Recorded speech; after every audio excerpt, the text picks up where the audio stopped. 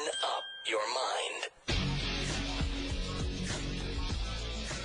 It's graduation day, you bastard. You know, girls, it's great to live in a democracy today. Really? Where freedom is everywhere. It is. But girls, we often take this freedom for granted. Really? Freedom of speech. Yeah. Freedom of thought. What? And freedom of action. Oh.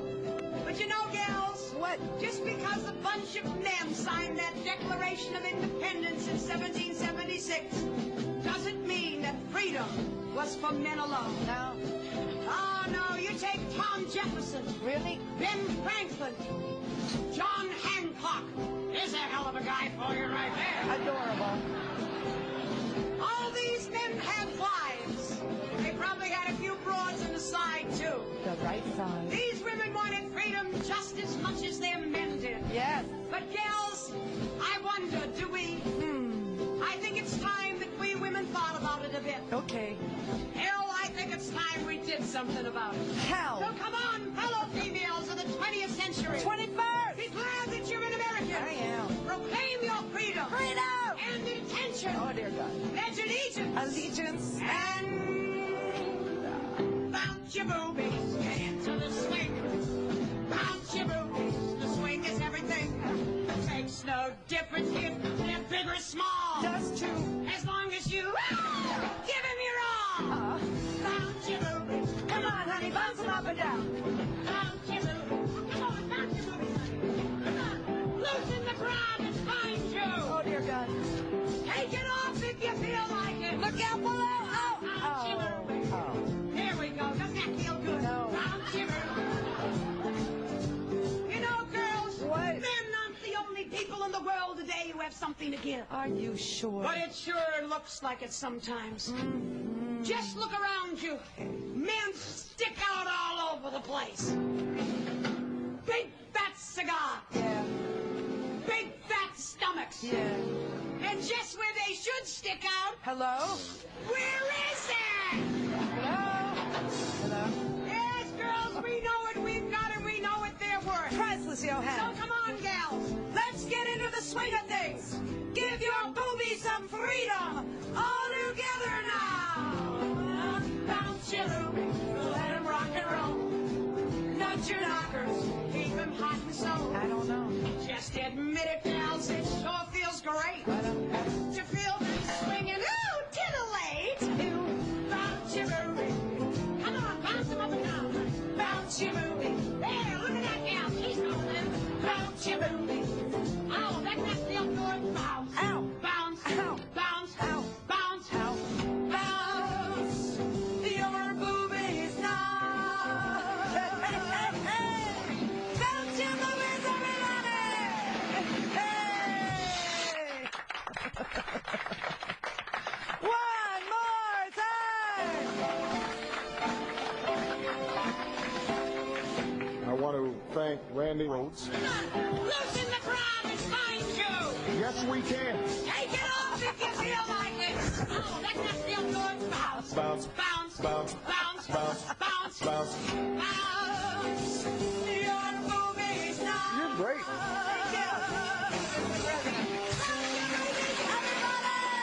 Now, she's really something. Thank you, Mr. President. Awesome.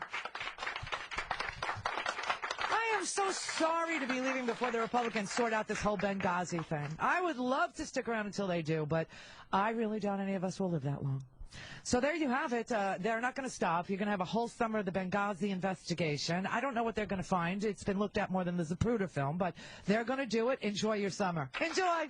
Enjoy, everybody.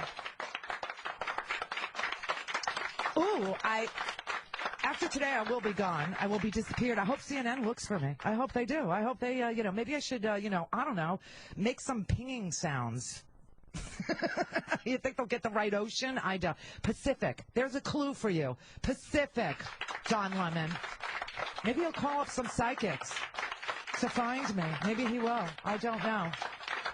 I won't be happy until Don Lemon attributes my disappearance to supernatural causes. Then I will be completely satisfied. I will be, I will say, the psychic is on to discuss where I am. And then I will know I had made it. I'll just sit in my secret hideout there and watch CNN and giggle like a schoolgirl is what I'll do. I'll just sit there. I'm also sorry I'm leaving before the militia nuts in Bunkerville actually leave the Bundy Ranch. I mean, I thought, all right, stick around till they leave. I thought, oh, they're never going to leave. So, I can't. But they're just going to be sitting in the Nevada desert forever. It's what they're going to be doing, wearing jungle camouflage. Genius. Freaking genius. They are genius. Well, in the words of D.H. Rumsfeld, you go to the Bundy Ranch with the militia you have, not the militia you wish to have or want to have. So there you have. I mean, even the ones with desert camouflage are doing it wrong. They want to blend in with the surroundings at the Bundy Ranch. If you want to blend in with the surroundings at the Bundy Ranch, camouflage yourself as a crazy old racist guy, and nobody will know the diff. You know what I'm saying? Wear a white hat and say really stupid things. Nobody will find it, Donald Sterling now, he is reportedly saying he will sue the NBA if he is punished. If he's punished. If he's punished properly, they will put him somewhere where he won't ever be able to say anything ever again to hurt somebody. You know what I mean? This guy, I mean, look, the fine for Donald Sterling is what, $2.5 million? Is that what they told him he had to pay? Now, why would he mind paying $2.5 million when he wasted more on that girl who caused all his problems in the first place? I mean, he bought V. Stiviano a $1.8 million home and several expensive cars. And if he wanted to, I mean, he should have bought her something she could use, like a complete first name. Who the hell calls themselves V? Who does that? That's like a douche. Do you know what I mean? That would be a great name for, I think it is the name of a douche, isn't it? Like Viagra for us is like V or something like that. Who goes by the name V? It's so confusing. I don't know whether, I mean, first of all, it is the name of a feminine hygiene product. And then, of course, the Romans think her name is Five. Just such a weird bunch. They deserve each other. They really do. So, listen, the only thing that gives me joy in Mudville today is Rush Limbaugh's ratings are collapsing like an erection when the Viagra wears off. And that is good news. That is good. It's good, but it's also bad because they killed talk radio. You want to know? They did. His new flagship station in Los Angeles is in 39th place. Yeah. His new flagship station in Los Angeles is in 39th place. There are 45 stations. 39th place. If he's smart, he would burn his show down for the insurance money. But he's not very smart. There are 12, this is just fascinating to me. There are 12 non-English stations, beating Rush's station in the ratings, which is so fabulous because it enrages him on so many freaking levels. You gotta love that. You gotta freaking love that. I mean, let him broadcast in another language. You know what I'm saying? I mean, he might be tolerable if we did not know what he was saying. He might be tolerable if he didn't know what what am I talking about? He doesn't know what he's saying. So, okay, you know what I mean? $50 million a year. $50 million a year to be 39th in the number 2 radio market in the country. $50 million. That is the biggest waste of money since Donald Sterling started showering V with expensive gifts. You know, there's something so wrong with these, race. I don't know what it is. I mean, what does it say about conservative? What does it say about conservative radio? It's the only thing people can listen to, and no one's listening. All right. All right. Ladies and gentlemen, Rush Limbaugh. Everybody. They say that I'm sleaze and elitist. You please, everybody disagrees with my rap. With your rap. I'm horrendous. I'm appalling. My ratings now are falling because I'm so full of bull, so full of crap. Full of crap. With condescending tribes making money selling lies. You might say everybody hates my guts. Hates his guts. I'm offensive. I'm a bigot. I'm a fraud. Can you dig it? I'm a sexist, racist, homophobic, fat, pathetic tuts. I'm a Nazi. He's a Nazi. That's right. I really am, because I'm a Nazi. He's a Nazi. That's right. You're being scammed. I'm a Nazi. He's a Nazi. I don't care about the middle class thing. I'm a fat conservative butthead with the face of a horse's ass. He's a fat conservative butthead with the face of a horse's ass. To have a subhuman figure, a huge rear end. My brain, that's another story. It's quite another I have a story. face the size of a wash tub. And my ass grasp is as big as Missouri. Yes! This bastard is sick, he's a fat mob is big, and his ass is as big as Missouri. Manipulating statements, exaggerate the truth. I can't believe they hate my show. Inspires. It's not just because I'm stupid. It's not just because I'm scum. It's just because Republicans are liars. I am heartless. I am vain, insensitive, insane. They say that I'm a national disgrace. I'm nasty, insulting, basically revolting. I'm a concentrated pile of human waste. Because I'm a Nazi. He's a Nazi. Hi, I really am, because I'm a Nazi. He's a Nazi. That's right, you're being scammed. I'm a Nazi. He's a Nazi. I don't care about the middle classes. I'm a sick Republican sleazeball with the face of a horse's ass. He's a sick Republican sleazeball with the face of a horse's ass. They say that this is not about my vanity. They doubt my sanity. They think I'm nuts. So nuts. I insist on the ass of humanity. Ew. New Republican slogan, read my cuts. From the bowels of Adolf Hitler comes the voice of Rush Limbaugh. In closing, let me say that each and every day, I'm an evil, rotten, egotistical snob. I'm the top of Joe McCarthy-like Gestapo, the right-wing, foam-at-the-mouth, jack-booted slob, the democratic trashing, years of liberal bashing with the equivalent compassion of a grommet. With the IQ of a pig, I'm a fat, obnoxious pig. And the truth of the matter is, I'm vomit. He's vomit. Because I'm a Nazi. He's a Nazi. I really am, because I'm a Nazi. He's a Nazi. You're being scammed. I'm a Nazi. He's a Nazi. I don't care about the middle class, because I'm a fear-mongering scumbag with the face of a horse's ass. He's a fat Conservative buck and hey, sick Republican sleazeball, fear-mongering scumbag, egotistical ass mean-spirited, hog-wallering, fat conservative tots with the face of a horse's ass. Mega dildos, Rush. Woo!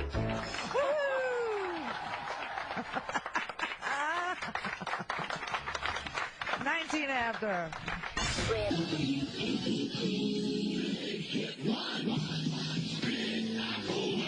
Mostly sunny and cool, high near 60 today. Cloudy and mild tomorrow, some rain possible by evening. We'll top off again at 60 degrees. The official Big Apple temperature is 60 degrees.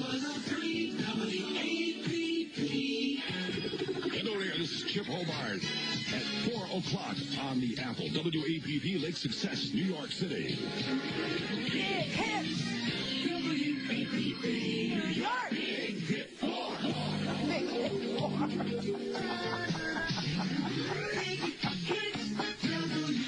Oh my God.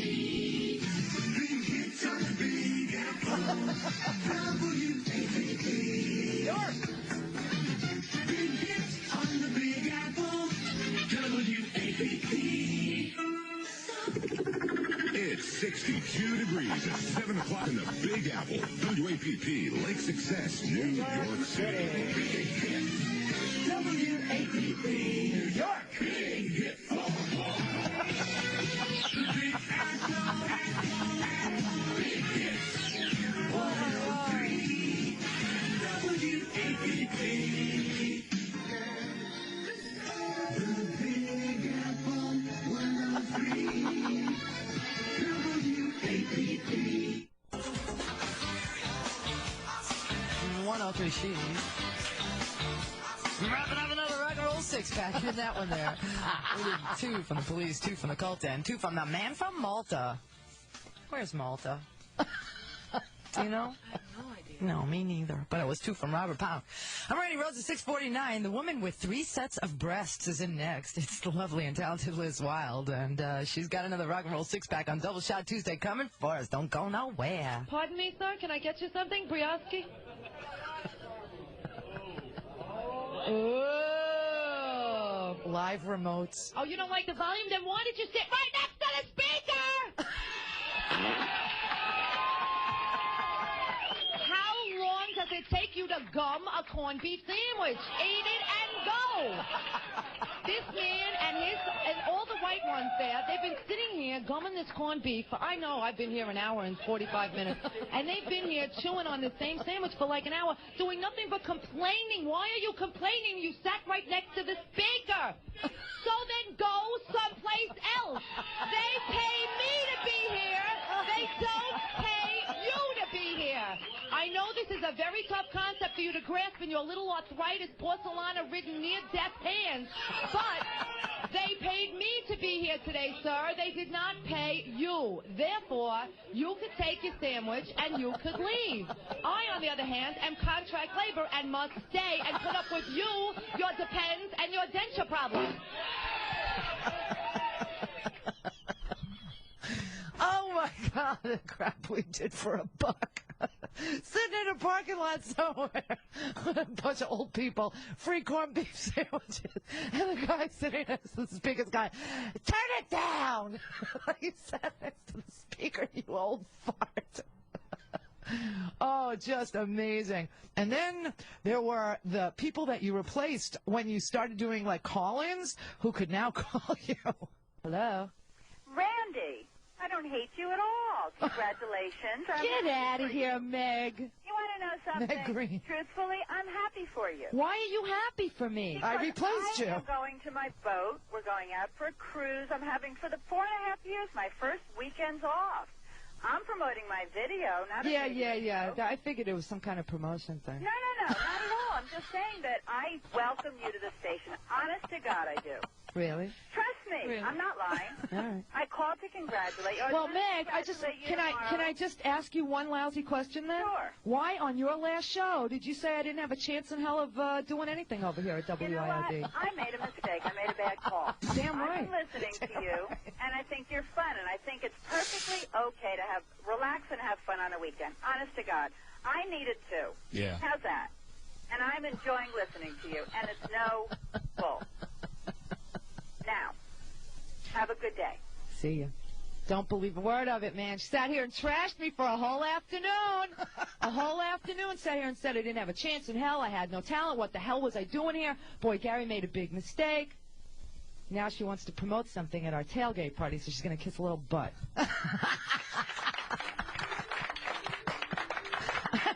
Apparently I have not changed. In 20 years, have not changed. You got better. I don't think so. That stuff's great. I got a whole garage full of it. That's what I'm going to spend my retirement years listening to. A whole garage full of it. This is what you end up with after 30 years. Actually, what I just played was 30 years in like a minute and a half. You end up with a box full of coffee cups. That's what I got right here. A box full of coffee cups, a balloon,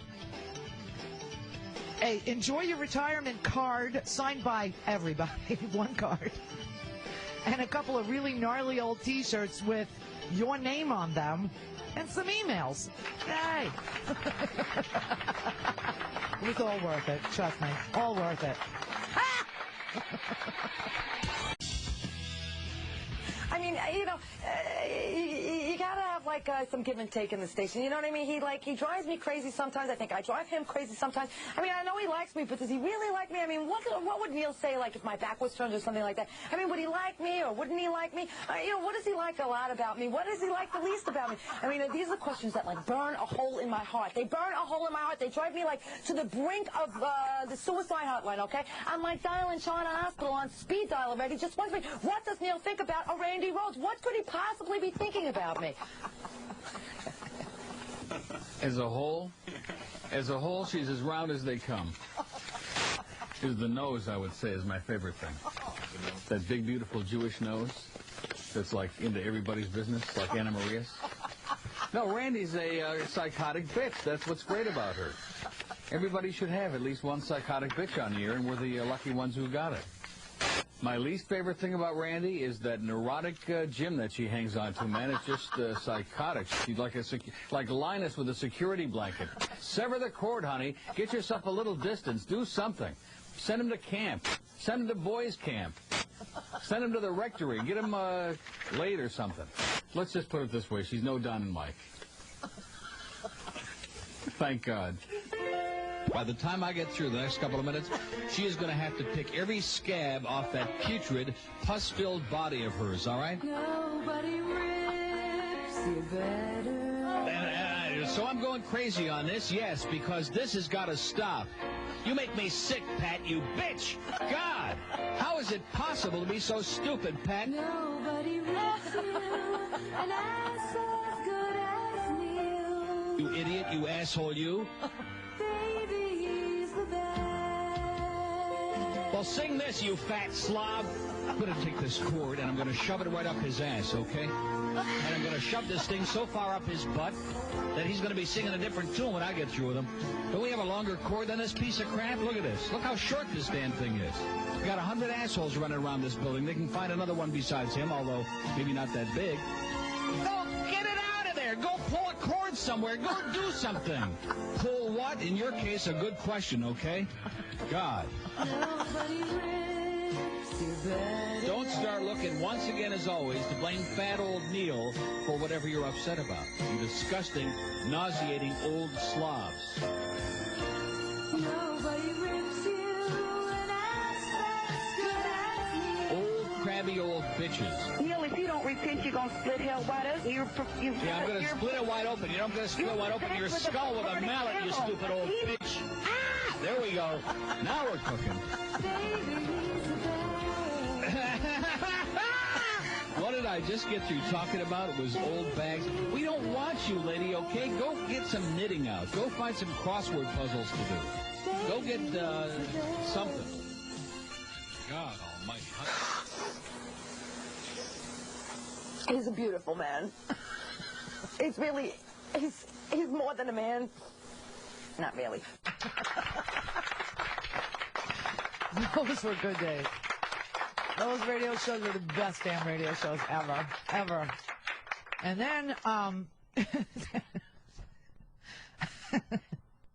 well, I'll play you stuff from here. I really will. But, you know, the Air America thing, I think I could sum up Air America in, let's see, 42, 58, minute and a half, 2 minutes. About I'll do you 2 minutes, okay? This is stuff I don't think you've ever heard because it was taped off the air, okay? You don't need this handheld mic here, do we? No. This is my studio. We don't. We don't. Tomorrow's not your everyday broadcast day. Because tomorrow we're launching something completely different. I just kind of want to, you know, let them get to know me and pick a couple of fights so they can see what it is that I absolutely can do. It's like, you know, you set up a director set, and, you know, you don't want to just, like, take the car through town. You want to throw it up the cliff and watch it go, boo, you know. So, I don't have this need. They're hanging civilian contractors from bridges and cheering in the street. Damn it, I hope the AP wire's up because that's all I have for news. Come on, you could do this. You can. You do this every day. Nope. No. Simon. Nope. No. Air America Radio. And you will be panicked and freaked out of your mind. It'll be great. Mr. Manso.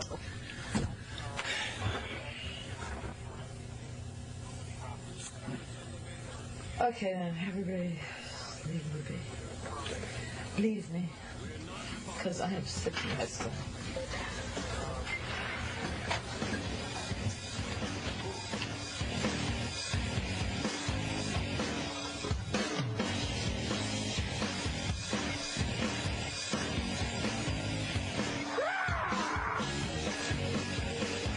So they're not going to say my name ever.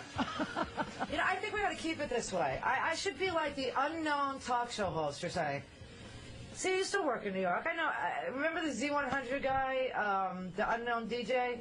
Okay, I actually slept with him, so he's known to me. But nobody ever knew who he was. His name was Mark. Mark Driscoll. Yeah, you remember him? I do. It was the 80s. What can you say? That was the first day of Air America, but it was getting ready to go to Air America. That was Mr. Manzo giving me a pep talk, which consisted of, you're going to be panicked and freaked out. You'll be great. That was it. That was my pep talk that I got. And then they played that open, which was this, alternative music, which I absolutely love because that's what it sounds like inside my head. And but they never said my name, like they never. It's like all show opens have your name in them, and everybody's show open had their name in them. They just forgot to say or make one for the Randi Rhodes show. So we did. So those are the first words ever said by me on Air America. And this was, I'm going to play you some of the other shows, okay? Mark Maron, who I adore. Mark Maron is one of the most brilliant stand-up comics in the history of the world. If you watch the Independent Film Channel, there's a show on there now called Maron. The most neurotic freaking show ever. Makes me look like I'm all smoothed out. Looks like somebody's prescribed her some Klonopin. Do you know what I mean? Like, even Steve, he is so crazy. I mean, and I had to cut this really carefully because this is stuff that happened off the air and stuff that happened on the air. And the off the air stuff, like every word out of our mouths was, F and this and F and that. So I had to be really, really careful. So I could only play you some of it and the most hysterical parts of it. I can't. But this is Maron doing like his first show. He's got a sidekick. Her name was Sue. I don't know why CNN does this. I don't know why we did this I don't know why they hire English people to lecture the American people about our politics, right? I really don't know. I mean, the English were like, yes, let's go to Iraq. Of course, and this was their liberal guy, Tony Blair. So why we hired English people to lecture us, I really don't know. Anyway, they paired Maron with a woman named Sue. I think her name was Sue Ellicott. I don't know what happened to her. She was beautiful, absolutely gorgeous girl. But she just was not used to working on the radio and with somebody of the caliber of a Maron. And she kept stepping on all his stuff, stepping on all his jokes. And the reason why he was so crazed this day was, first of all, it was his first day. And second, he had written a whole bunch of stuff for his first day. And none of the computers worked. And so he couldn't print out any of his stuff, which is like a security. He doesn't need it. We know he doesn't need it. Everybody around him knew he didn't need it. He doesn't know he doesn't need it. And so, anyway, this was Mark Maron, and then there's a little bit, you'll hear Rachel Maddow's first day, too, on this clip. This is just historical. And for me, it's hysterical because what you're going to hear is everything going wrong that can go wrong. This was the day that Condoleezza Rice was testifying. I've told you about this. I finally got the audio for you. This was the day that Condoleezza Rice was testifying to Congress about Osama bin Laden and all of the presidential daily briefings that the president had been getting through May, June, July, and then August 6th, the one that was called bin Laden determined to strike within the United States.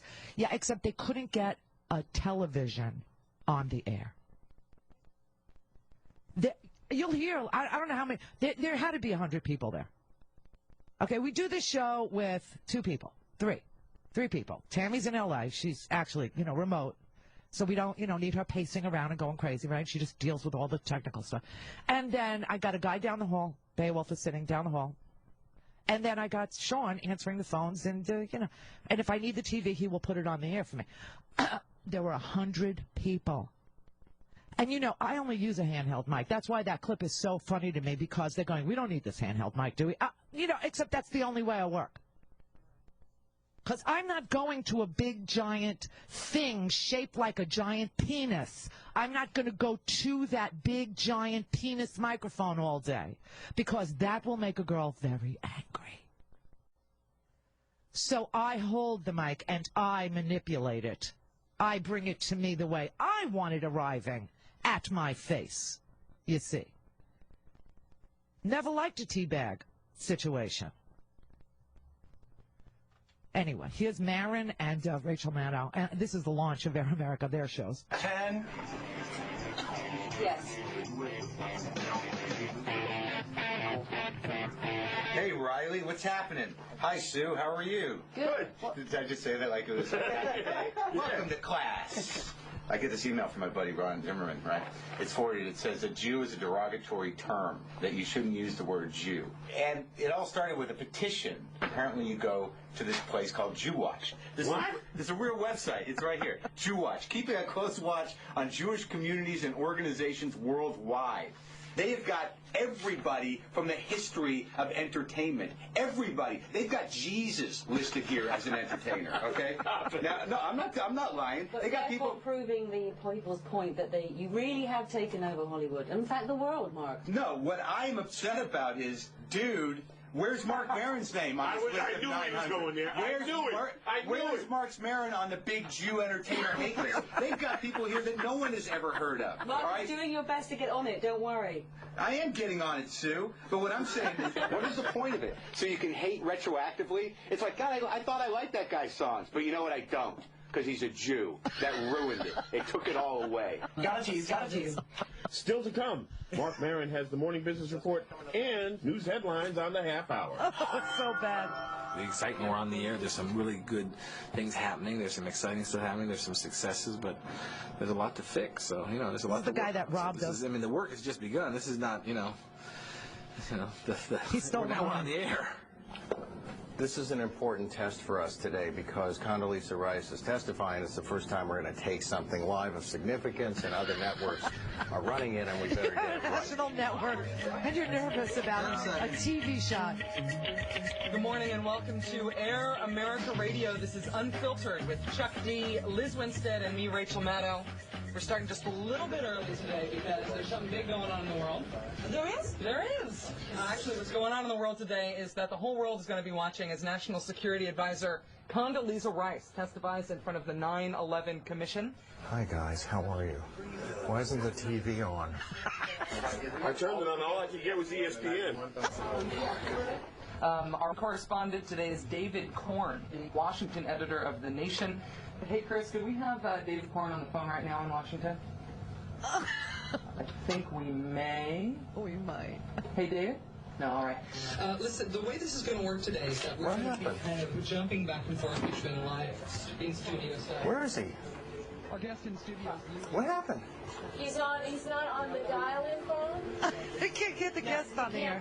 Tell Chris what line he's on. Get on this box and tell him that I don't. But I was thinking, okay, so the Iran-Contra was the last time we paid this much attention. Maybe if she lies under oath, she'll get her own radio show. Go to the take. Okay, she's being sworn in. She's being sworn in. Okay, is this us? Is this us? No, this is ABC. Okay, what's being broadcast on our air? I gotta hear what. Does the check engine lighting? This is our air. Is this what we have on right now? Jesus. That's what I'm saying. We're in a commercial.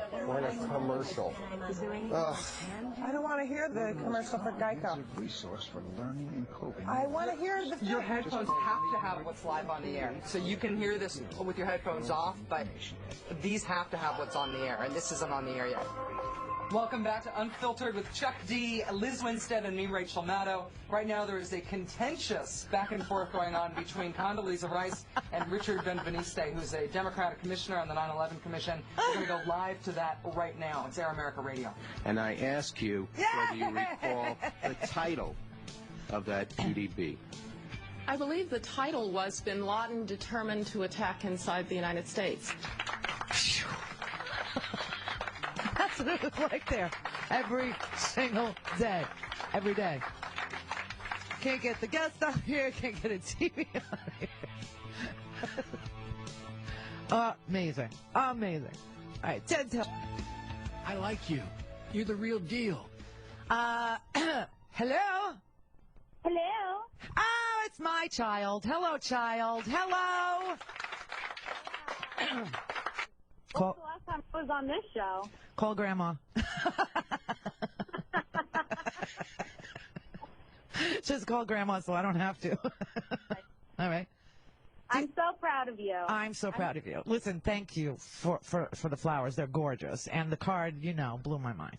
So, Yeah. thanks. Well, I've been listening to you all morning. My whole office is listening.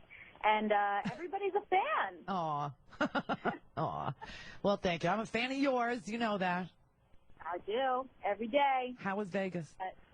Huh? How was Vegas? Oh, Vegas is Vegas. You can only stay there for like 24 hours before getting crazy. My child just interviewed George Wallace and Louis, I'm getting like Grandma, Barbara Stanwyck and Louis Armstrong. For a special she's doing on Richard Pryor. Yes. That will be on PBS. Yeah, she's awesome. I mean, I'm so glad that, you decided to do something in this business, but not this. No radio for me. No. It's been brutal, hasn't it?